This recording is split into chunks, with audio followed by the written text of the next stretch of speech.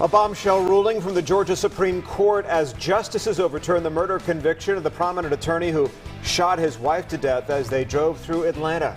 Good evening, and thank you so much for joining us tonight. I'm Tom Haynes, in for Russ Spencer. I'm Courtney Bryant. The High Court ruled the jury should have had the option to consider a misdemeanor involuntary manslaughter charge. Fox 5's Angelique Proctor has the story of the stunning reversal tonight.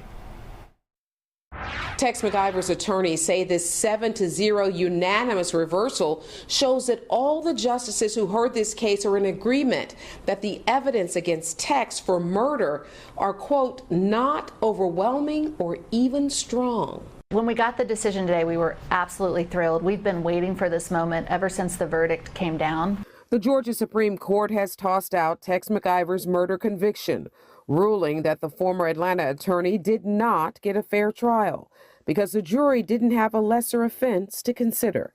Negligent homicide. It wasn't intentional, it wasn't even reckless. He was negligent. And that kind of negligence, which leads to a death, can result in a misdemeanor conviction. But the judge, over our objection, refused to instruct the jury about that potential verdict. The unanimous opinion criticized the state's evidence as weak. The murder trial made national headlines. The McIvers were wealthy, well-connected, and lived a lavish lifestyle. She was a business owner and president of Corey Enterprises, and he was a well-known lawyer. The loving couple and their good friend Danny Jo Carter were driving back to their Atlanta home after an enjoyable weekend at their sprawling Putnam County ranch, when a gun on Tex's lap discharged, striking Diane in the back.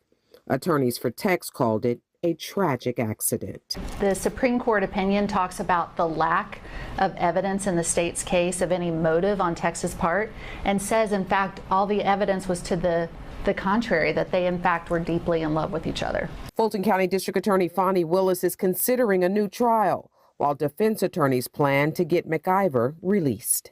Told him he'll be home within a matter of weeks, and the Supreme Court actually affirmed a conviction on a very lesser count, misrepresenting where he'd been with a witness, and he was sentenced to 5 years on that count, and he served 4 years, 10 months plus already. So what's next in this case? Well, attorneys for McIver say they will ask for bond as early as tomorrow. They will also ask the parole board to release him as soon as possible. In Buckhead, Angelique Proctor, Fox 5 News.